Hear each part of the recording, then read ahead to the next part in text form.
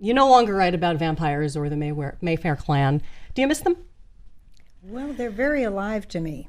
I mean, they're alive in my mind, and they're there, and I'm happy with what I did. 12 books about vampires, 5 books with the Mayfair clan. I feel like I told the stories that I wanted to tell with those metaphors. So I can't say that I want to go back. I can't say that I miss writing about them. Might we get an update one day? No, I don't think I'll ever do an update. I've moved on to different worlds. I'm very excited about a new book right now that I'm writing. As I said, I think I completed what I wanted to do with that material. And with that material, what first got you started in that realm? Oh, it started with a whim. I was sitting there thinking, what would it be like to interview a vampire, to find out if he could tell you what it's really like to live for centuries, to drink human blood, to be that close to a human being. What kind of secrets would he impart? And I wrote a short story about that and took that story out to revise it maybe 3 different times over the years.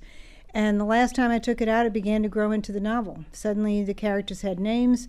Louis was the vampire. He started to talk. Another character was introduced, and another, and another. And it turned out to be a door opening for me.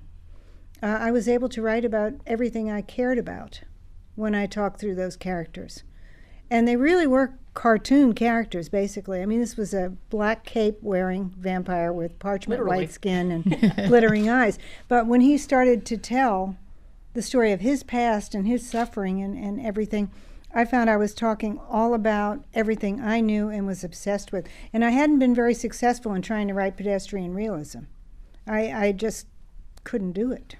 You mentioned obsession, and I think that's been a theme since book 1 also. Either it's music or they're obsessed with Belinda, they're obsessed with something. Right. Do you have to be obsessed with something personally to write about it? Pretty much, yeah. I have to be obsessed. And I kind of moved from obsession to obsession to obsession.